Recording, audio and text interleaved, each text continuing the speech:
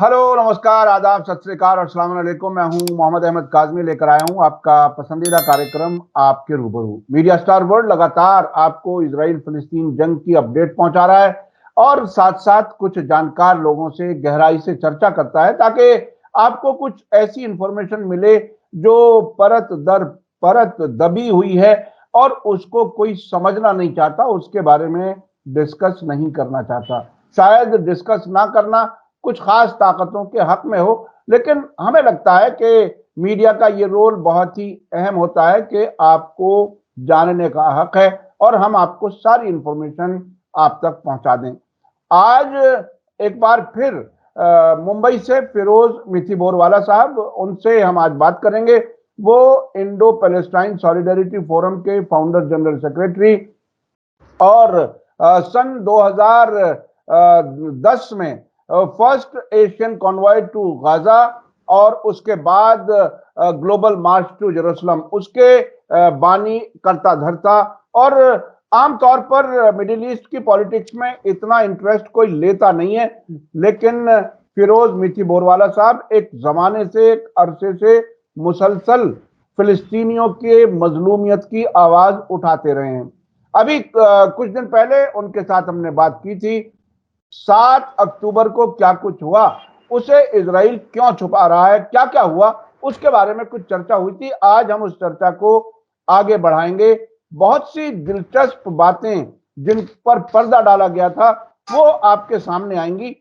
बहुत ही कमाल की बात यह है कि जो सरकार सर्विलेंस पर और दुनिया भर में जासूसी के इक्विपमेंट्स और सॉफ्टवेयर बेचती है, वो अपने यहाँ का उसका सीसीटीवी फुटेज गायब हो जाता है। ये कैसे मुमकिन है, क्या कुछ है, वो हम समझेंगे। उसके अलावा ये भी समझने की कोशिश करेंगे कि गाजा के हालात क्या हैं, वहां क्या हमास हार रही है या उधर इजरायली फौजियों की परेशानियां बढ़ रही हैं, वहां क्या कुछ है, ये हम जानेंगे। इसी बीच में एक वाकया हुआ है कि इराक में अमरीकियों ने बहुत लंबे अरसे के बाद कोई एक हमला किया है किरकुक के पास, जिसमें 5 लोग मारे जाने की खबर है। उसके बाद जवाबी कार्रवाई भी हो गई और उधर लेबनान के अंदर भी कुछ ऐसे हमले हुए हैं जिसमें ऐसा लगता है कि एस्केलेशन बढ़ेगा, जंग बढ़ेगी। शायद अमेरिका और इजराइल जंग बढ़ाने की कोशिश कर रहे हैं।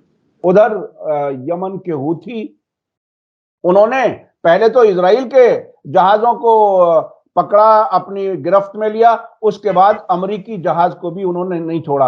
आपको मैं याद दिला दूं कि अमेरिका के ड्रोन्स को भी वो गिरा चुके हैं। वो अब से पहले सऊदी अरब में आरामको के 2 बड़े कारखानों पर हमला कर चुके हैं, जिसके बाद 50% ऑयल एक्सपोर्ट कम हुआ था सऊदी अरब का।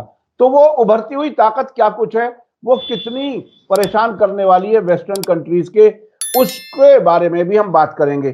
फिरोज मिथीबोरवाल साहब, वेलकम साहब, आपको, आपने हमें वक्त दिया। आप ये बताइए कि 2 महीने हो गए जंग को, 7 अक्टूबर में आखिर क्या कुछ है ऐसा छुपा हुआ जिसे मुसलसल इजराइल छुपा रहा है और अपनी शिकस्त को भी छुपाने की पूरी कोशिश कर रहा है। आप कैसे देख रहे हैं?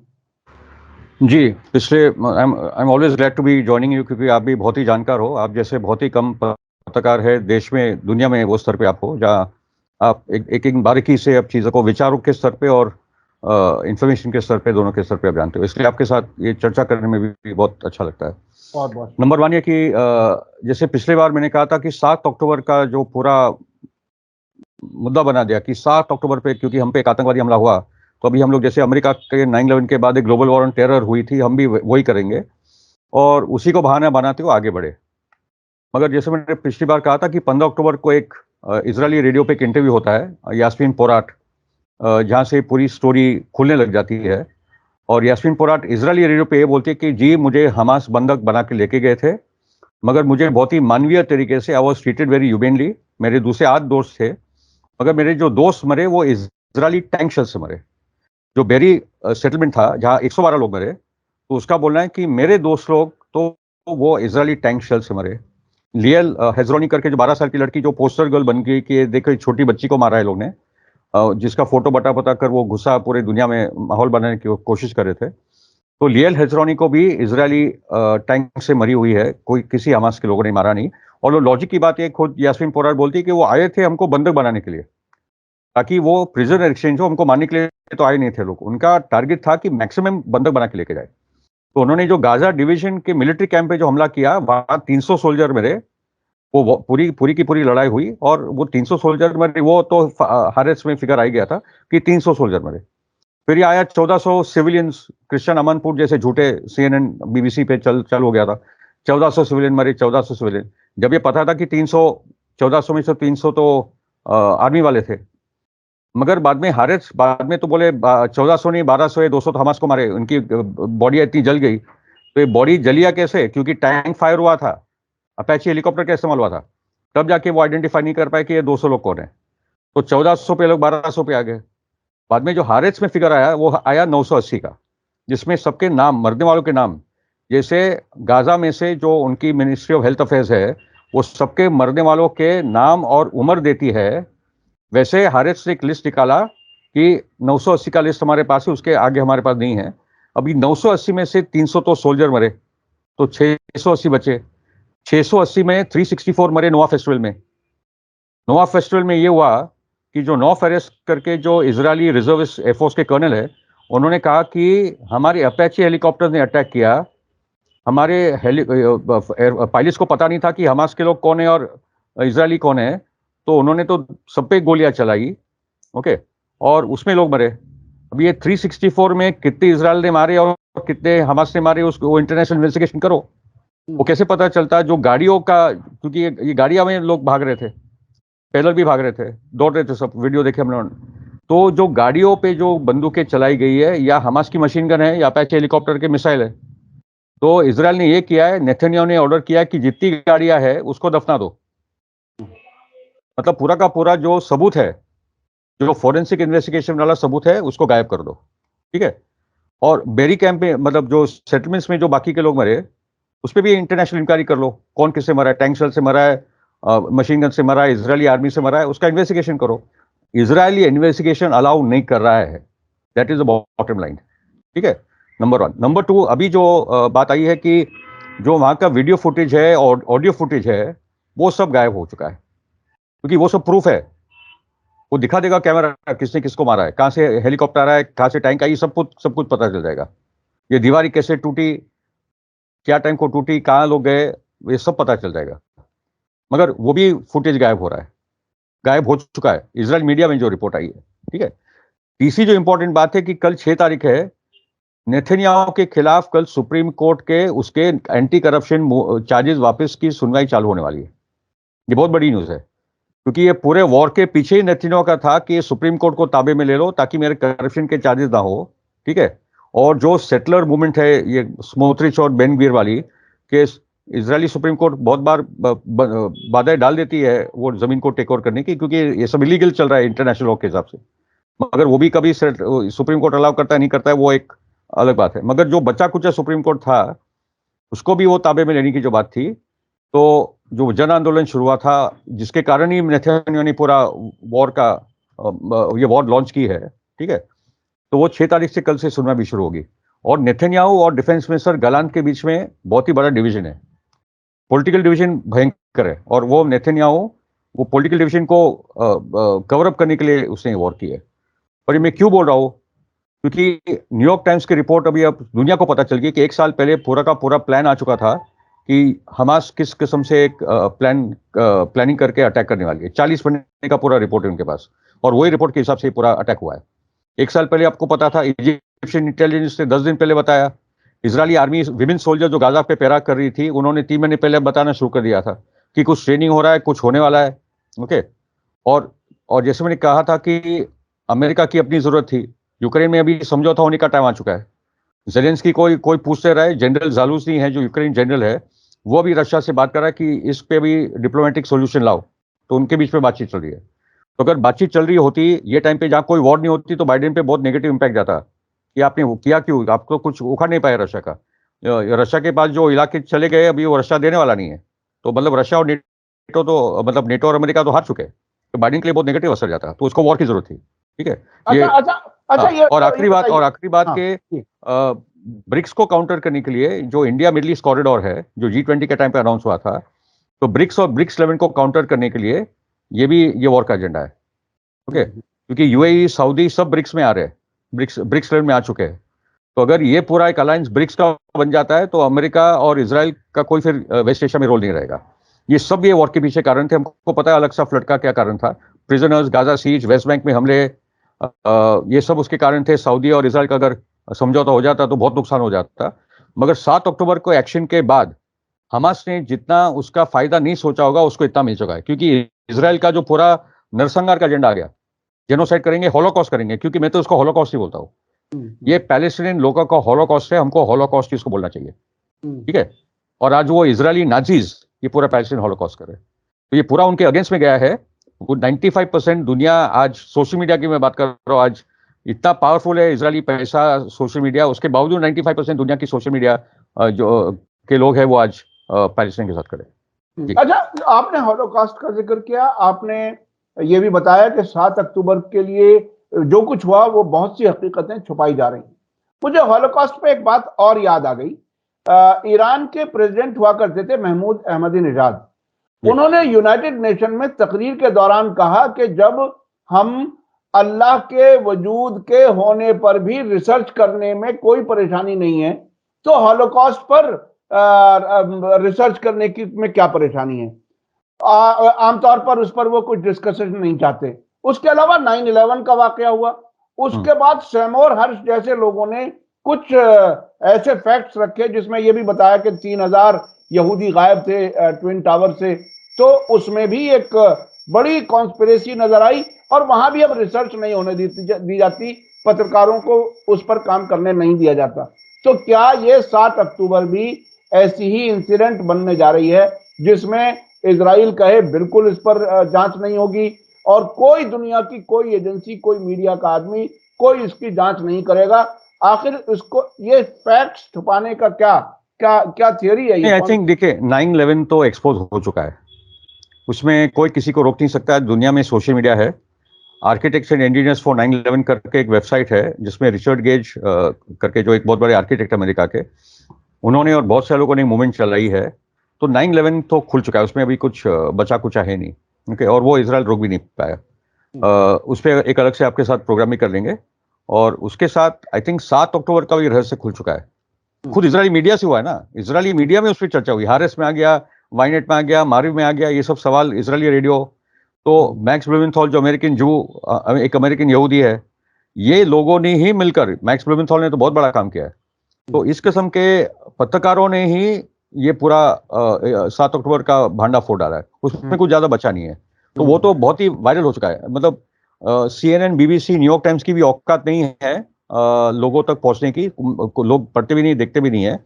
वेस्टर्न वर्ल्ड में मसला अलग हो सकता है, मगर वेस्टर्न वर्ल्ड में भी ये 7 अक्टूबर का, मैं क्योंकि मैं बहुत सारे अमेरिकन दोस्तों के ट्विटर पे जाता रहता हूँ, वहां भी ये 7 अक्टूबर की चर्चा खुलम खुला हो रही है कि ये सब हुआ है। तो आई थिंक नैरेटिव लेवल पे तो हार चुके हैं, इसलिए वो लोग ये छुपा रहे, वो छुपा रहे, गाड़ी को दफन कर रहे वगैरह वगैरह, ये जो उनकी स्टुपिडिटी चल रही है। क्योंकि घमंड का भी जो एरोगेंस ऑफ पावर होता है ना, वो आपको अंधा कर डालता है। मुझे याद है जब 2006 में इन्होंने लेबनान पे बॉम्बिंग शुरू की थी, तो कॉन्डोलीजा राइस बोली कि these are the birth pangs of new Middle East. एक नया मिडिल ईस्ट पैदा हो रहा है और तब पेन होता है, जब एक नया बच्चा जन्म लेता है तो माँ को पेन होता है, तब एक बच्चा निकलता है। तो ये जो बॉम्बिंग हम लोग कर रहे हैं वो लेबनान को हिजबुल्लाह को बचाने के लिए कर रहे हैं।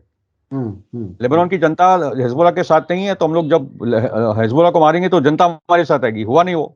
उन्होंने ये किया हमारे इधर गाजा में कि हम लोग जब मारेंगे तो जनता हमास के खिलाफ चली जाएगी, वो भी नहीं हुआ। और बाद में आइज़ैक हेrzog बोल रहे क्योंकि जनता हमास के खिलाफ नहीं जा रही तो कोई भी इनोसेंट नहीं, सब आतंकवादी है। तो ये तो उनका एरोगेंस ऑफ पावर है, ठीक है।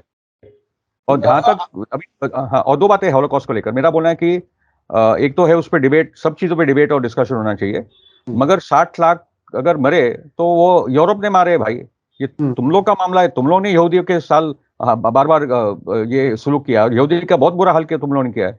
और एक मैं एक रबाई का सुन रहा था कि जुडाइज्म को बचाने वाला मुस्लिम और इस्लाम, मुसलमान और इस्लाम ने बार बार यहूदी को बचाया, ओके। जब उनको जेरूसलम से निकाला गया था तो हजरत उमर उनको वापस जेरूसलम में लेके गए थे, ये तो रियलिटी है, okay. So the point is के ये अभी जो चीजें जो जिसपे नहीं बात होती थी वो सब बात अभी बाहर आ रही है, ठीक है। और मेरा तो इसलिए बोलना है कि हॉलोकॉस्ट इजरायलियों का ये नहीं है, उनका मतेदारी नहीं है, इसलिए मैं बोल रहा हूँ कि we should call this the Palestine Holocaust. ये पैलेस्टीनियन हॉलोकॉस्ट है, जिसमें हम 15,000 से ज्यादा 20,000 लोगों की 20,000 की तादाद पहुंच गई, जिसमें 10,000 औरतें और बच्चे कम से कम हैं। 70% बच्चे और औरतें हैं, जी नियरली 50%, 40 to 50% बच्चे हैं और 70% औरतें बच्चे हैं। जी जी जी, ये और उसके बाद भी ये अपने आप को शरीफ बता रहे हैं और ये बता रहे हैं ह्यूमैनिटी को बचाने का काम कर रहे हैं। कौन मान रहा है? दूसरी तरफ वाले लोग टेररिस्ट हैं। ये कितना कमाल की बात है। टेररिज्म का डेफिनेशन का किस तरह से लोगों ने मैनिपुलेट किया, ये भी एक मेरे ख्याल से लोगों को ये मजाक बन चुका है ना, ये तो मजाक बन चुका है। आपने तालिबान को आतंकवादी बोल दिया, बाद में तालिबान के हाथ में देश देकर निकल गए, तो who takes you seriously? Nelson Mandela को आपने आतंकवादी बोला, नोबेल प्राइज दे दिया, आपने सन 2008 में जाके अपने टेरर लिस्ट से हटाया। यासर अराफात को बोला, आपने अराफात को नोबेल प्राइज दिया, बाद में जब उसकी आपकी बात नहीं मानी तो उसको वापस आतंकवादी बना दिया। तो ये आतंकवाद का अमेरिका, क्योंकि अभी लोग समझ चुके हैं जो दुनिया के सबसे बड़े आतंकवादी है वो Britain, France, America, Germany, Australia, Canada, Israel, ये सब आतंकवादी देश है भाई साहब। ओके, तो दैट इज द रियलिटी। और बहुत सारे इजरायली सोल्जर्स है बोलते हैं कि हमारी आर्मी आतंकवादी आर्मी है, we are an army of terrorist. हम लोग आम लोगों को डराते हैं, उनके घरों में 12 बजे रात को घुस जाते हैं, हम लोगों ने क्या क्या उनको जलील नहीं किया है। ठीक है, तो ये तो ग्लोबल साउथ में तो बहुत क्लियर पिक्चर है, और वेस्टर्न वर्ल्ड में भी जो हम लोग अभी देख रहे हैं, मतलब डेमोक्रेटिक पार्टी के लिए बहुत बड़ा मसला बन चुका है कि जो नौजवान तबका है अमेरिका में, वो तो हमास के 7 अक्टूबर के एक्शन को जस्टिफाई कर रहा है। कल एक पोल आया है कि बेसिकली जो 35 साल के नीचे के जो नौजवान तबका है अमेरिका में, वो समझ चुका है कि हमास को ये कदम क्यों उठाना पड़ रहा है 7 अक्टूबर को। कितनी बड़ी बात है। तो मतलब लोग CNN, BBC, न्यूयॉर्क टाइम्स में नहीं है, लोग अपना दिमाग इस्तेमाल कर रहे हैं, वो सोशल मीडिया पे है, ऑल्टरनेट मीडिया को पढ़ रहे हैं, मोंडोवाइस को पढ़ रहे हैं। मोंडोवाइस एक liberal Jewish anti Zionist website है, जिसके मेन लेखक है फिलिप जेराल्डी, जो XCI है। Okay, then we have +972 which is also run by liberal Jews. Okay, और there are some wonderful things being written by Jewish friends actually, जिसके कारण अभी ये एक नॉर्मन फिंकलस्टाइन, इलान पापे, जिन्होंने लगातार अकेले होते होते कोई सुनता नहीं था उनकी बात, मगर वो बोलते रहे, आज बहुत बड़ा तबका यहूदी नौजवानों को उनकी बातें सुन रहा है, जो आउट ऑफ कंट्रोल है इजराइल के, जो आउट ऑफ कंट्रोल है बाइडेन सरकार के और रिपब्लिकन पार्टी के। तो बहुत बड़ा सी चेंज पब्लिक परसेप्शन में वर्ल्ड वाइड हुआ है और वेस्टर्न वर्ल्ड में भी हुआ है। अच्छा, दुनिया में इतनी बड़ी तब्दीली, और उसके साथ साथ गाजा के अंदर जो जमीनी कार्रवाई के लिए ये लोग गए, और अभी इस एक हफ्ते के सीज फायर के दौरान फिलिस्तीनी वापस नॉर्थ की तरफ जाते हुए नजर आए बहुत बड़ी तादाद में। उसके बाद फिर बमबारी शुरू हुई, अब फिर एक बड़ी तादाद में इजराइल फिलिस्तीनियों का कत्ल कर चुका है। अभी कैसी क्या इंफॉर्मेशन है, किस तरह की आपके सोर्सेज से या किसी भी जरिए से गाजा के अंदर की खबरें उस तरह से नहीं आ रही जैसे आनी चाहिए थी, क्योंकि 60 से ज्यादा पत्रकारों को मार चुका है इजराइल गाजा के अंदर, ताकि वहां से खबरें बाहर ना निकल सकें। आपके पास क्या इंफॉर्मेशन है इसकी? देखिए, बेसिकली आपके सभी दर्शकों को बता दूं कि टेलीग्राम पे रेजिस्टेंस करके ग्रुप है, आप गूगल मतलब सिर्फ टेलीग्राम पे रेजिस्टेंस करो तो आपको ग्रुप्स मिल जाएगी, उसको आप ज्वाइन कीजिए। व्हाट्सएप पे भी वो ग्रुप्स है जो आपको मिल जाएंगे। तो बहुत सारे ग्रुप से आप गाजा डालो तो गाजा की इंफॉर्मेशन आपको मिल जाएगी। ठीक है, तो वहाँ के गाजा के लोग और पैलेस्टाइन के लोग और उनके जो समर्थन के लोग हैं, वो अपने अपने तरीके से इंफॉर्मेशन जमा करते, मीडिया के आने के पहले हमारे पास जैसे लोग के पास आ जाती है, और फिर हम लोग अपने तरीके से उसको और फैलाते हैं। तो कोई दिक्कत की बात नहीं है। खाली इतना ही बता दूं कि जो मैंने पिछले आपके इंटरव्यू में बोला था कि 3000 इजरायली सोल्जर्स मर चुके हैं, मैं इसको कंफर्म कर रहा हूँ आज, क्योंकि मैंने पहले ही एक इजरायली सोर्स से उसको देखा था कि 2800 की वो बात कर रहा था, क्योंकि उसके खुद के इंटरनल सोर्सेज थे इजरायली आर्मी में, जो उन्होंने कहा था कि हमारे इतने तो मर चुके हैं। तो 3000 का फिगर तो कल एक इजरायली जूइश स्पीकर है, उसका भी मैं कल वीडियो देख रहा था, तो 3000 का तो कंफर्म है। उसके साथ बहुत बड़े पैमाने पे टैंक्स, आर्मर्ड कार्स, मतलब टैंक्स की संख्या, अमेरिका टैंक की संख्या 500 की आ रही है, और जो आर्मर्ड कार्स है वो भी मतलब हंड्रेड्स की संख्या में ये लोग ने इसको टारगेट कर दिया है। ओके, क्या है कि देखिए, हमास को पता था कि हम लोग जब एक्शन करेंगे तो ये लोग अंदर आएंगे, उनको ऐसा तो पता ही था, क्योंकि ये 5 बार पहले हो चुका है। ओके, मगर पहले 5 बार इजराइल की औकात नहीं थी इतनी डीप आने की, इस बार आए हैं, क्योंकि इस बार नरसंहार करने के लिए आए। पिछली बार था कि हरा देंगे, मगर इस बार है कि पूरा एथिक क्लेंजिंग, उनको पूरी की पूरी आबादी को निकाला है। इसलिए इजिप्ट, जॉर्डन, इराक से भी उनकी बातचीत, मतलब इजिप्ट को बोला था कि तुम्हारे जितना कर्जा है वो माफ कर देंगे, तुम इनको ले लो, ठीक है। मगर पब्लिक प्रेशर इतना है कि इजिप्ट कुछ करेगा तो तख्ता पलट हो जाएगी, यहां तक अभी सिचुएशन आ चुका है। ओके, तो जॉर्डन, इजिप्ट, इराक सबने मना कर दिया कि हम किसी को लेने वाले नहीं है। और कमाल की बात है कि इतना बमबारी के बाद भी गाजा की जनता ना जाने के लिए तैयार है, ना वेस्ट बैंक की जनता जाने के लिए तैयार है। ओके, जिसको बोलते हैं सुमुद, SUMUD, एक अरब शब्द है, which means clinging to the land. हम अपनी जमीन के साथ डटे रहेंगे, हम उसके साथ जुड़े रहेंगे। ओके, और दूसरा जो एक टर्म है, to exist is to resist. हम अगर एग्जिस्ट कर पाए तो हम लोग रेजिस्ट कर, हमारा एग्जिस्टेंस ही हमारा रेजिस्टेंस है। हम अपनी जमीन पे है, हमारे रोज हमारे कुएं पे सीमेंट डालते हैं, वो लोग हमारे पेड़ को जला डालते हैं, हमको पानी के लिए 4 गुना ज्यादा पैसा भरना पड़ता है। आप हमारी गाड़ी को जला डालते हैं, हमारे रोज हमारे लोगों को मारते हैं, मगर हम हमारी जमीन नहीं छोड़ेंगे। 106 साल हो गए। और इजरायली जो झंडा है, स्टार ऑफ डेविड, और जो 2 स्ट्रिप्स है ब्लू कलर की, उसका मतलब है एक नदी है नाइल जो इजिप्ट में है और यूफ्रेटिस जो इराक में है, वो झंडे का वो मतलब होता है। स्टार ऑफ डेविड बीच में है और ऊपर और नीचे नदी है, तो नाइल और यूफ्रेटिस। तो 106 साल के बाद, 106 साल के बाद आप पूरा फिलिस्तीन नहीं ले पाए, और लेने की दूर की बात है, अभी उल्टी गिनती शुरू हो चुकी है। काफी टाइम से हम जैसे लोग समझ चुके थे कि अभी उल्टी गिनती खत्म चालू हो चुकी है। आपने 1967 में 4 अरब देशों को 6 दिन में निपटाया था। यहाँ 2 महीने 60 डेज हो गए, आप एक गाजा पट्टी के उत्तरी पार्ट को भी नहीं ले पाए। मतलब जब गाजा सिटी जो उत्तरी गाजा में है, जब इजरायली ने हमास ने जो बंधकों को रिलीज किया, जो अपने आप को वो गैस बोलते हैं, उन्होंने गैस के तरीके से उनको ट्रीट किया, खाना पीना अच्छा दिया, उनका ट्रीटमेंट किया, उनको खुश रखा, सब खुशी खुशी गए। उन्होंने गाजा सिटी में नीचे से ऊपर आकर रेड क्रॉस को देकर वापस नीचे चले गए। तो गाजा सिटी भी कहाँ इनके कंट्रोल में है, ठीक है। सो द पॉइंट इज के ये लोग बहुत लंबी लड़ाई के लिए तैयारी कर चुके थे। नेथान्याहू बोला था कि लंबी लड़ाई होगी, ये एक हफ्ता 2 हफ्ता की बात नहीं है। मतलब आप छोटो, ये कोई एक दिल्ली और मुंबई का एक विधानसभा कॉन्स्टिट्यूंसी है।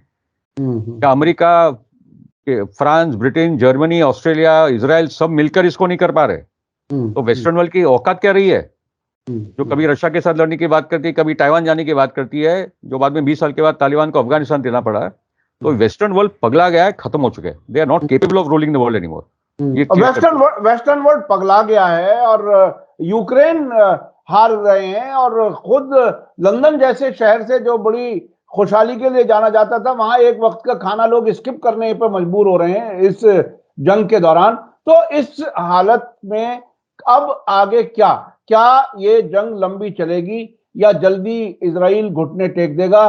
क्या अब जिस तरह से मैंने भी एक दिन तेहरान में एक पत्रकार से बात की थी, हमने एक वीडियो दिखाई थी अपने दर्शकों को, जिन्होंने कहा कि हो सकता है ऊपर की जमीन कुछ कब्जा कर ले इजराइल, लेकिन जमीन के अंदर जो पूरा शहर बसा हुआ है वहां उसको कैसे कंट्रोल करेंगे? तो ये एक गैर मामूली किस्म के लोग, गैर मामूली किस्म का उनका डिफेंस सिस्टम। ऐसी हालत में आपको क्या लगता है, ये पेप्सी और KFC खाने वाले लोग जो हैं, क्या वाकई उनसे लड़ पाएंगे? देखिए, वो तो ऊपर के भी कंट्रोल में नहीं है, ऊपर आ चुके हैं, ठीक है, मगर ऊपर आना अलग बात है और टिकना अलग बात है, और वो डट नहीं पा रहे, क्योंकि रोज उनकी टैंक्स उड़ाई जा रही है। रोज ये लोग समझ चुके थे, अंदर आएंगे तो उनको पता है कैसे निपटेंगे, और अंदर आएंगे तो निपट पाएंगे। गाजा के लोग थोड़ी वेस्ट बैंक जाके इजराइल के सामने ये टाइम पे लड़ने वाले, तो आप अंदर आइए, फिर हम लोग लड़के आपको सबक सिखाते हैं। तो बहुत क्लियर कट उनका प्लान मैं तो समझता हूँ सक्सेसफुल हो रहा है। सक्सेस का यही प्रूफ है क्योंकि इजराइल उनको हरा नहीं पा रहा है, इसलिए उनके बीवी बच्चों को मार रहा है, इसलिए उनके अस्पताल, उनके स्कूल, इनके हेल्थ सेंटर्स को मार रहा है, क्योंकि आप उनको हरा नहीं पा रहे। वो गुस्से में, और उनको तड़पाने के लिए आप उनके बच्चों को रोज मारे हो, आप उनकी बिल्डिंगों को रोज गिरा हो। ओके, दूसरी जो बात है कि ये वॉर अभी वाइडन हो रहा है। अभी हेजबोला और डीपर रॉकेट्स फायर कर रहा है इजराइल के अंदर। इजराइल अपने तरीके से साउथ लेबनान में भी डीपर फायरिंग कर रहा है। फॉस्फोरस केमिकल बॉम्ब का भी उसने इस्तेमाल अभी किया है लेबनान में। सीरिया में अभी गोलान हाइट्स पे ऑपरेशन शुरू हो चुके हैं। मैं तो मानता हूं कि पहले दिन से ही सीरियन आर्मी को गोलान हाइट्स पे बड़ा हमला करना चाहिए था, क्योंकि ये सीरिया के लिए सही समय है कि वो गोलान हाइट्स को पूरा का पूरा ले ले। बहुत आसानी से ले लेगा, मैं तो मानता हूँ। ओके, क्योंकि रोज वैसे भी इजराइल सीरिया पे हमला कर ही रहा है, दमिश्क पे, अलेप्पो पे, सब जगह हमला कर रहा है। तो सीरिया को तो बहुत ही, मतलब इराक और ईरान से मिलकर ये पूरा का पूरा एक बहुत बड़ा प्रहारी अंदर मतलब जो रेजिस्टेंस फोर्सेज, चाहे वो अल्जीरियन हो, ट्यूनीशियन हो, क्योंकि अभी ये सब इकट्ठा आ रहे। गोलान हाइट्स को तो उसको तुरंत ले लेना चाहिए। बहुत बड़ी विक्ट्री हो जाएगी, बहुत बड़ी एक हौसला देने वाली विक्ट्री हो जाएगी। तीसरी बात यह है कि जहां तक इराक की बात है, तो वो लगातार अमेरिकन बेसिस पे, सीरिया में भी हो रहा है, अमेरिकन बेसिस पे लगातार हमले हो रहे हैं, मगर वहां भी अभी वॉर बढ़नी चाहिए और अमेरिकन बेसिस को तो वहां से उखाड़ के फेंक देना चाहिए, सीरिया में भी और इराक में भी। ठीक है।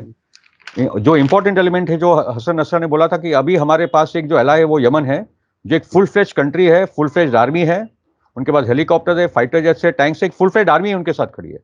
ओके, अरब देशों की बात करो, ईरान तो है ही, और सीरिया का भी है, मगर सीरिया की परिस्थिति अलग है क्योंकि उनको 12 साल से एक जंग में खुद फंसा के रखा है। मगर यमन वो जंग से निकला हुआ है और यमन एक बहुत ताकतवर देश करके उभर कर रहा है। और आज यमन ने वो सबक सिखा दे अमेरिका को और इजराइल, ब्रिटेन, सबको, कि एक अमेरिकन डेलीगेशन अभी यमन गया है कि रेड सी में हमारे बोट्स को, शिप्स को जरा प्रवेश करने दो, आने जाने दो। ये है अमेरिका का हाल, जो 5 साल पहले तक एक नरसंगा सऊदी कर रहा था उनके हथियारों को लेकर, और सऊदी को लगा था कि 6 महीने के अंदर ये अंसारुल्लाह हार जाएंगे, मगर बाद में पता चला कि सऊदी के ही आर्थिक परिस्थिति इतनी खराब हो गई थी कि वो इनके सामने, और अंसारुल्लाह के पास क्या था, चप्पल पहन के, उनके हाल देखते, चप्पल पहन के वो घूमते थे, और ये इतनी बड़ी बड़ी आर्मी को उन्होंने हरा दिया। एक अलग ही अंसारुल्लाह ने दुनिया को एक सबक दे दिया था। तो यमन ने ये कर दिया है अंसारुल्लाह कि पूरे रेड सी अभी उनके कंट्रोल में है, बाब एल मंदब स्ट्रेट पूरा उनके कंट्रोल में है, और कोई शिपिंग ब्रिटिश, अमेरिकन और इजरायली शिपिंग अभी वहां एंट्री नहीं कर पाएगी। और तो सवाल यह है कि तो अमेरिका फिर यमन पे हमला क्यों नहीं कर रहा है? ओके, इजराइल को तो हमला करना चाहिए था, वहां बैठ के क्रूज मिसाइल मारो, नहीं, वो तो हुथी पहले से ही कहते रहे हैं कि ये जो हमला है ये इसमें अमेरिका शामिल है बाकायदा। एग्जैक्टली, नहीं अमेरिका, इजराइल, वो उनका जो एक स्लोगन है जिसका अरबी जबान में उसका ट्रांसलेशन ये है कि death to America, death to Israel और आले सऊद। तो ये उनको तो वो लगातार शुरू से what I am trying to say is कि अमेरिका और इजराइल की ये औकात नहीं है कि अभी आप यमन को मारो, क्योंकि अगर आपने यमन को, क्योंकि ब्रिटिश और अमेरिकन वॉरशिप्स को अंसारुल्लाह ने टारगेट किया है, उसके बाद अमेरिकन डेलीगेशन जाता है उनको समझाने के लिए, अटैक नहीं कर रहे, क्योंकि इनको पता है कि Ansarullah Saudi, Oman, Qatar, Bahrain, UAE, Kuwait, जितने अमेरिकन बेसेस है ये पूरे इलाके में, सब इनके फायर में आ जाएंगे। अंसारुल्लाह किसी को नहीं छोड़ेगा। और अगर बात आगे बढ़ी तो मैं मानता हूं कि अंसारुल्लाह की आर्मी तो सऊदी में भी वापस आ जाएगी अगर ऐसा कुछ हुआ तो। Okay, so the point is they don't want to provoke Ansarullah beyond a certain level, इसलिए वो अंसारुल्लाह से बातचीत कर रहे हैं। नहीं तो ये बातचीत करने वाले लोग हैं, अब उनको उंगली लगाओ तो सीधा बमबारी चालू कर लेते हैं, जैसे हम लोग को गाजा में दिख रहा है।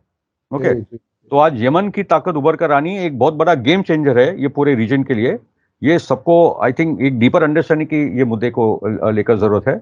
And I think that is what you have said जो प्रोग्राम की शुरुआत में, कि आज बाब एल मंदब स्ट्रेट और रेड सी पूरा का पूरा यमन के कंट्रोल में आ गया है, और हॉर्मुज का जो स्ट्रेट है वो ईरान ने अमेरिका के एक शिप को भी भगा दिया था वहां से कि हमारे नजदीक मत आना। ओके, तो हॉर्मुज से लेकर बाब एल मंदब स्ट्रेट, ये दोनों रेजिस्टेंस के कंट्रोल में अभी क्लियर कर दिख रहे हैं, और ये पूरा जो गल्फ कंट्रीज है वो डरे हुए हैं। ये तो अभी तक वही अमेरिका इजराइल को बोलते हैं भाई तुम यमन को जाके मार दो, मगर ये जो कोलैबोरेटर रिजीम्स है वो 7 अक्टूबर के बाद बहुत ही बड़े संकट में फंस चुके, अभी जाए तो कहाँ जाए। यूएई तो बेशरम है, अभी भी आइजैक हर्जोग को आने दिया था, उनको मना करना चाहिए था कि ये जो ग्लोबल क्लाइमेट चेंज वाली मीटिंग हो रही है इसमें आइजैक हर्जोग को तो नहीं आना चाहिए, और प्रेसिडेंट रईसी तो गए नहीं थे, वो एक बहुत बड़ा स्टेटमेंट उन्होंने दे दिया था। बोलिए भैया। मैं ये कह रहा हूं कि ये तो खैर बहुत बड़ी तब्दीली होगी इस पूरे जियोपॉलिटिकल इस मैप में, जहां ये स्ट्रेट ऑफ हॉर्मुज और बाब एल मंदब यानी दोनों जो बड़े अहम समंदरी रास्ते हैं, जो अगर बाब एल मंदब बंद हो जाए तो पूरा अफ्रीका घूम करके आना पड़ेगा तमाम जहाजों। तो ये तो पूरी दुनिया के लिए हाहाकार जैसी हालत हो जाएगी। ये जो बहुत सुकून से दुनिया भर में कारोबार कर रहे थे, मैं तो इजराइल के कारोबार के बारे में एक बात कहता हूं, जिसके पास अपनी जमीन भी नहीं, फैक्ट्री लगाने के लिए वो इसकी टोपी उसके सर, उसकी टोपी उसके सर करता है, दूसरे मुल्कों में अपने प्लांट लगा करके वहीं से पैसा कमाता है और एक दूसरे से करता रहता है, अपने बैंक भरता है। वो अब क्या कुछ कर पाएगा अगर ये रास्ते बंद रहे तो? नहीं, वो तो डेस्परेट सिचुएशन, इससे तो अमेरिकन डेलीगेशन गया है यमन। अभी तो नहीं तो इजरायली शिपिंग का पूरा इंश्योरेंस ही इतना बढ़ जाएगा कि आप प्रॉफिट तो छोड़ो, आप ट्रेडिंग नहीं कर पाएंगे। तो ये तो यमन ने बहुत बड़ा कदम उठा लिया। आप सोचो अगर यमन का रोल नहीं होता है वॉर में तो और भी मतलब बहुत मुश्किल हो जाती। और ये तो इतनी बड़ी बात है कि अमेरिका ब्रिटेन एक्शन नहीं ले पा रहे यमन के खिलाफ, ठीक, क्योंकि वही डर रहे इसको फैलने में, यही डर रहे। ओके, मगर अभी ये फैल चुका है, ये क्योंकि ये जो ये जो अभी वापस वॉर जो शुरू हुई है, जो वापस ये पूरा हॉलोकॉस्ट का जो वॉर शुरू हुआ है, उसके बाद हेजबोला से लेकर सीरिया, इराक पहले से ज्यादा एक्टिव हो गए, यमन भी ज्यादा एक्टिव हो गया। ओके, मुझे लगता है उस एक हफ्ते में बहुत ही बेहतर तैयारियों का उन्होंने एक इशारा दिया है और रेजिस्टेंस में और ज्यादा कोऑर्डिनेशन नजर आ रहा है। अब अगर ये जंग फैली और बहुत ही खास बात यह है कि भारत जो है वो इजराइल के काफी नजदीकी की बात करता है। हमारे प्रधानमंत्री जी ने इसाक हर्जोग से वहां यूएई में मुलाकात की। हमारे यहाँ भारत को ही वो जहाज आ रहा था जो पहला या दूसरा उन्होंने पकड़ा था, जो तुर्की से आ रहा था। भारत की तरफ से बहुत ही खामोशी सी है। क्या एडजस्ट कर रहे हैं नए सिचुएशन में? क्या ये जो हवाई जहाज सऊदी अरब से के रास्ते से आते हैं, जो उन्होंने इजाजत दी है इजराइल के जहाज, उससे भी कहीं कोई खास फायदा होगा? अगर तंबू ही उखड़ जाए तो उसके साथ टिकने वाले लोग, उस तंबू के नीचे बैठने वाले लोगों का क्या हाल होगा? जी, एक तो भारत को तो डायरेक्टली सोचना चाहिए कि हमारे जो लाखों लोग गल्फ में काम करते हैं और जो सबसे बड़ा कंट्रीब्यूशन फॉरेन एक्सचेंज का आता है वो तो गल्फ से आता है, अमेरिका और ब्रिटेन वगैरह से नहीं आता, यूएई और ये पूरे इलाके से आता है। तो हम लोग को तो बहुत सोच समझ कर हमारी बात करनी चाहिए। मोदी जी की बहुत बड़ी गलती थी कि पहले दिन उसने जो ट्वीट किया था इसराइल के पक्ष में और आतंकवाद के विरोध में, मगर 5 दिन के बाद भारतीय सरकार ने उसको करेक्ट किया। तो जो वोट यूएन में हुए सीज फायर पर उन्होंने एब्सटेन किया, जो शर्म की बात है, और बाद में जो सेटलमेंट्स इलीगल है उस पर तो उन्होंने इसराइल के खिलाफ वोट की, वो एक अच्छी बात है। तो थोड़ा बैलेंसिंग भी दिख रहा है, मगर हम जानते हैं कि आरएसएस बीजेपी की सरकार कौन सी तरफ में झुक रही है, वो तो हमको पता ही है। और मगर आई थिंक जो ग्लोबल बैलेंस ऑफ पावर जो यूक्रेन और रशिया के टाइम पे भी जो बदलने लगा, तो इंडिया ने अपने आप को प्लेस किया ऐसे कैंप में जो अमेरिका भी देखते रह गया कि भारत क्यों हमारे साथ नहीं है। तो India can go away from the Israeli camp when the things start changing, ये भी क्लियर बात है। वो अपना खुद का हित देखेगा, अगर इसराइल डूबती हुई नैया है तो उससे वो निकल जाएगा, और इसराइल डूबती हुई नैया वो तो क्लियर कट है। वो मतलब जो सबसे मतलब इसराइल बना गया था यहूदियों को सेफ्टी के लिए कि हमको एक सेफ जगह चाहिए दुनिया में रहने के लिए, आज दुनिया में सबसे अनसेफ जगह वो हो चुकी है, क्योंकि अपने बर्ताव भी ऐसा किया है। अच्छा, जो तब्दीली आ रही है दुनिया की सियासत में, जिसे ताकत का बैलेंस कहा जा सकता है, वो बदल रहा है, डायनेमिक्स बदल रही हैं। तो क्या जो बातें हमारी आपकी अब तक हुई और जो कुछ हमें नजर आ रहा है, तो 2 महीने जंग को हो गए और अभी तक इजराइल वो कोई मकसद हासिल नहीं कर पाया जिसके लिए उसने शुरू में ऐलान किया था। हमास को खत्म करने का एक अनडिक्लेयर्ड मकसद था कि गाजा से फिलिस्तीनियों को खत्म कर दिया जाए। ये सब तो होता नजर नहीं आ रहा है। लेकिन अब क्या जो ताकत का बैलेंस है दुनिया का, हमास और हूथी ये तय करेंगे? ये तो बहुत ही नए किस्म की सूरत हाल है। इसमें दुनिया कैसे एडजस्ट करेगी? बेसिकली जी नहीं, हमास और हुती का मुद्दा नहीं है। बेसिकली पॉइंट ये है कि पैलेस्टाइन जो मुद्दा है वो दुनिया का सेंट्रल जियोपॉलिटिकल क्वेश्चन है। ओके, और it is the central geopolitical issue of our times. And जो पैलेस्टीनियन आज़ादी के आंदोलन है वो दुनिया का फ्रंट लाइन में खड़ा है इंटरनेशनल जायनिज्म के खिलाफ, क्योंकि Zionism is international imperialism, international Zionism is imperialism. जो जायनिज्म है वो वही आज का साम्राज्यवाद है, ठीक है। तो पैलेस्टीनियन संघर्ष आज उसके सामने फ्रंट लाइन पे खड़ा है, और बाकी के जो रेजिस्टेंस फोर्सेस है वेस्ट एशिया के, वो भी आमने सामने खड़े हैं। तो यहाँ जो होगा वो दुनिया का भविष्य तय करेगा कि जो बैलेंस ऑफ पावर यूक्रेन के बाद बदल रहा था, जो सीरिया के बाद बदल रहा था, यूक्रेन के बाद बदल रहा था, जो अफगानिस्तान के बाद बदल रहा था, वो वापस वेस्टर्न वर्ल्ड की तरफ जाएगा, या जो ग्लोबल मेजॉरिटी है जिसको इंटरनेशनल कम्युनिटी बार बार वेस्ट बोलती है, वो इंटरनेशनल कम्युनिटी कुछ भी नहीं है। वो इंटरनेशनल कम्युनिटी असली में ग्लोबल साउथ है, जो ग्लोबल मेजॉरिटी है। ओके, तो ग्लोबल मेजोरिटी के पक्ष में ये पूरा बैलेंस ऑफ पावर जाएगा या वापस वेस्टर्न वर्ल्ड के हाथ में जाएगा? और ये वेस्ट बिल्कुल एशिया ये अमेरिका इंटरनेशनल कम्युनिटी का इस्तेमाल तकरीबन ऐसे ही करता है जैसे हमारे यहाँ कुछ टीवी एंकर है ना, नेशन वांट्स टू नो, और नेशन कोई नहीं मानता, और आप कुछ ना कुछ कहने की कोशिश कर रहे हैं, अपनी बात को नेशन वांट्स टू नो कर देते हैं, इसलिए वो इंटरनेशनल कम्युनिटी कह देते हैं। अच्छा, अब फ्यूचर क्या है? अभी क्या, देखिए कहीं कहीं इशारे बीच बीच में मिल रहे हैं कि बातचीत होने की कोशिश हो रही है। मोसाद का डेलीगेशन दोहा से नाउम्मीद होकर वापस जा चुका है। अब आगे क्या, क्या नेतन्याहू की जिद के नतीजे में जो ईरान या ईरान जैसे ताकतें एक तरह से ख्वाब देख रही हैं या हकीकत है, ये तो वक्त बताएगा, लेकिन इजराइल का वजूद खत्म हो जाएगा 2040 तक, या अब तो उससे भी पहले खत्म होने की बात है। क्या उसके लिए सिचुएशन क्रिएट करने में खुद नेतन्याहू ही मदद कर रहे हैं इजराइल को के वजूद को खत्म कराने में? अनडाउटेडली जो कट्टर यहूदी आज सत्ता में है, नेतन्याहू है, स्मोट्रिच है, बेनगवीर है, और उनके साथ जो रेबाइज है, क्योंकि 100 रेबाइज ने एक लेटर लिखा था कि बच्चों को मारना हमारे धर्म में अलाउड है। 100 डॉक्टर ने पत्र लिखा कि अस्पताल को टारगेट करना अलाउड है। ठीक है, तो ये जो कट्टर यहूदी धर्म सामने आ रहा है दुनिया की, उसका जो घिनौना स्वरूप आ रहा है सामने, ठीक है, वो ही इनको डुबा लेके जाएगा। क्योंकि आज जो एंटी इजराइल माहौल दुनिया में है, जो वेस्ट में है, जो जूइश कम्युनिटीज में यूरोप और अमेरिका में, खास करके अमेरिका में जो जूइश कम्युनिटीज में एक एंटी इजराइल माहौल है, दुनिया में आज तक हम लोगों ने ऐसा कभी देखा नहीं है। वो अपने आप के साथ इजराइल को आइडेंटिफाई नहीं कर पा रहे हैं। बहुत सारी यंग यहूदी को मैं वीडियो देख रहा हूँ कि हमको नहीं पता था, जब पता हुआ हमको पता है कि इजराइल हमारा मुल्क नहीं है। ठीक है, और जूडिज्म को भी एक क्रिटिकल एंगल से भी देखने की जरूरत है। ठीक है, क्योंकि देखो, एक जगह पे सही है कि हिंदुत्व अलग है, हिंदू धर्म अलग है, या पॉलिटिकल इस्लाम और इस्लामिज्म और इस्लाम की हम लोग जो बात करते हैं, मतलब अल-कायदा का अपना एक इस्लाम, हमारा एक अलग इस्लाम है। ठीक है ना, वैसे ही जायनिज्म और जूडिज्म का अंतर हम लोगों ने किया है, दुनिया ने किया है, मगर ये खुद बोलते हैं कि जायनिज्म और जूडिज्म एक ही, उसमें कोई अंतर नहीं है। ठीक है, ये इतने मूर्ख लोग हैं, क्योंकि जायनिज्म इज रेसिज्म। रेजोल्यूशन 3379 पारित हुआ था यूनाइटेड नेशंस में, जो 91 में ऑस्लो के दौरान ये सब वापस लिया गया।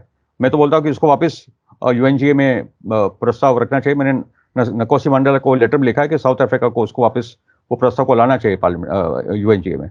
पॉइंट है कि अभी एक अच्छी बात ये हो रही है कि जुडाइज्म के अंदर जो प्रॉब्लमेटिक बातें हैं, मैं आपको एग्जाम्पल दे दूं कि जैसे नेतन्याहू टीवी पे आके बोलते हैं कि जैसे, मतलब he is coating the book of Samuel from the old testament, कि जो बुक ऑफ सैमुअल में जो वर्सेस है जहां हमारा यावे, हमारा गॉड बोलता है कि आप नरसंहार करो और अमालेक कम्युनिटी को खत्म करो, उनके बीवी बच्चों को मारो।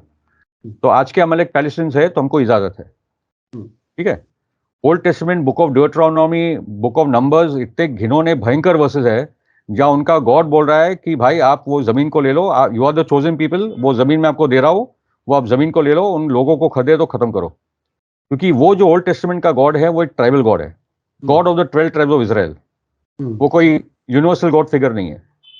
मगर जीसस क्राइस्ट आके वो खत्म कर देते चोजन पीपल को, इसलिए उनको इतना गुस्सा है जीसस क्राइस्ट पे, ईसा नबी पे, क्योंकि ईसा नबी बोलते हैं कि हम सिर्फ नहीं है, जो भी मानवता है, जो ह्यूमैनिटी है, हम सब ईश्वर के संतान है, हम सब अल्लाह के संतान है, हम सब we are all the children of God.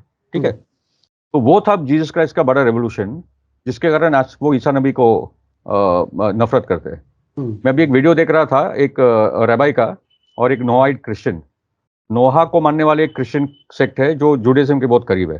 ठीक है, तो वो रैबाई वो नोहाइट क्रिश्चियन को बोल रहा है कि जैसे आप लोग एक ईसा को वर्शिप करते हो, जो बेसिकली यहूदी था, ठीक है, just the way you all worship the Jewish man, जैसे वो एक यहूदी आदमी को आप पूजा करते हो, वैसे आपको हर एक यहूदी की पूजा करनी चाहिए, क्योंकि we all die for your sins. हम सब आपके सिंस के लिए मर रहे हैं, हर एक यहूदी को आप पूजा करो। और उसके साथ वो बोलते कि we are the first born of God, हम है chosen people, we are the first born of God, हम हमारी पूजा करो। मतलब यानी एक मूर्खता आ चुकी है यहूदी दिमाग में, कट्टर यहूदी दिमाग में, और यही उनको डुबा लेके जाएगी। यही जो चोजन पीपल ऑफ गॉड है, इनको इतना घमंड है, उनको दुनिया समझ में नहीं आ रही है। वो एक छोटे से एक तालाब में जीने वाले लोग हैं इजराइल में, और उनको ये भी नहीं दिख रहा है कि वेस्टर्न वर्ल्ड में कितना तेजी से बदलाव आ रहा है, उनके खिलाफ कितना बदलाव आ रहा है। उनके लिए जो टीवी पे लोग हैं उनको भी अभी कोई पूछता नहीं है, ठीक है, आपके झूठ कब तक बर्दाश्त करते रहेंगे, कब तक अनचैलेंजेबल होगा। और ये एंटी सेमिटिज्म वाला वर्ड तो इतना मजा क्या है, ओके, ओरिजिनल पैलेस्टीनियन लोग ही सेमिटिक लोग हैं। इनफैक्ट अभी तो मैं लिखता हूँ पैलेस्टीन द सेमिटिक पीपल, ठीक है, आपने उनकी जमीन भी ले ली, आपने उनकी आइडेंटिटी भी ले ली, उनका हुमूस भी ले लिया, उनका सब कुछ ले लिया, ठीक है, मगर पैलेस्टीनियन, सीरियंस, ये सब एक ही इलाके के जो मेडिटेरियन पट्टे के लोग हैं ये सब, और ये पूरा गल्फ का इलाका, ये सब सेमिटिक लोग हैं, ओके। और ये आश्किनाजी जूस जो यूरोप से आए वो कोई सेमिटिक ब्लड वाले लोग नहीं है। जी, जी। ये असल में पूरे खित्ते पर अपना कंट्रोल किसी भी तरह से गैर उसूली तौर पर ये सारा इनका रहा, और अब एक तबाही का मंजर है जो बेगुनाह फिलिस्तीनियों को भी कत्ल करेगा और शायद इजराइल भी बाकी ना रह सके। जैसा कि आपने बताया कि ये हार्ड लाइन कट्टर यहूदी जो हैं यही इजराइल को खत्म करेंगे। सोशल मीडिया पर बहुत और लंबी बात नहीं हो सकती, फिर हम आपके साथ बात करेंगे। बहुत बहुत शुक्रिया मीठी बोरवाला साहब, आपने बहुत ही गहराई से इंफॉर्मेशन दी हमारे दर्शकों को, उसके लिए हम शुक्रगुजार हैं। Thank you very much. इसी के साथ मुझे दीजिए इजाजत, धन्यवाद, शुक्रिया। एक छोटा अनाउंसमेंट करना है। जी जी बताइए। बम्बे में अभी तक कोई बड़ी मास रैली सड़क मतलब मैदान में नहीं हो पाई थी, मगर अभी 2 बड़ी रैली 8 दिसंबर और 9 दिसंबर को होने जा रही है। बहुत बड़ा न्यूज़ है। आज़ाद मैदान में मैं मानता हूँ 1 लाख से ज़्यादा लोग आ जाएंगे। प्रकाश अंबेडकर जो वंचित बहुजन आघाड़ी के लीडर है, उन्होंने एक इनिशिएटिव लिया है और बहुत सारे सभी वो उसको एक सर्वधर्मीय अमन सभा बोल रहे for the favour of Palestine. कल मैंने उनके 500 कार्यकर्ताओं को एड्रेस भी किया था, पैलेस्टाइन की पूरी बातें रखते हुए सब पैलेस्टाइन के पक्ष में खड़े। तो 8 दिसंबर को बम्बई में जुमा बाद एक बहुत बड़ी रैली होने जा रही है, और बाद में मुंबई सिटीजन्स कमेटी है, उसमें हिंदू और मुस्लिम सब है। और हम लोग 9 दिसंबर को YMCA मैदान अग्रीपाड़ा में शाम को 6 बजे से एक बहुत बड़ी सभा लेने वाले, जहाँ अलग अलग राजनीतिक दल के पॉलिटिकल लीडर्स भी आने वाले हैं और ह्यूमन राइट्स एक्टिविस्ट और सब आने वाले हैं। तो बम्बई में अभी 2 बड़ी जनसभाएं होगी, जहाँ 1 लाख लोग तो आज़ाद मैदान में आ जाएंगे और एक 10,000 की सभा हो जाएगी 9 तारीख को, और फिर वो सिलसिला आगे बढ़ेगा। जी जी जी, बहुत बहुत शुक्रिया। जो लोग बंबई में हैं, जो लोग इसमें जा सकते हैं वो लोग जाएं, क्योंकि मजलूम की आवाज उठाना और मजलूम के साथ खड़ा होना हमारी आपकी सभी की जिम्मेदारी है। इसी के साथ मुझे दीजिए इजाजत, धन्यवाद, शुक्रिया, जय भारत, जय हिंद। मीडिया स्टार वर्ल्ड के और वीडियो देखने के लिए हमारे चैनल को सब्सक्राइब करें और सीधे नोटिफिकेशन पाने के लिए बेल आइकन दबाएं। और अगर हमारी खबर सच्ची और अच्छी लगे तो अपने व्हाट्सएप, इंस्टाग्राम, फेसबुक और ट्विटर अकाउंट पर जरूर शेयर करें।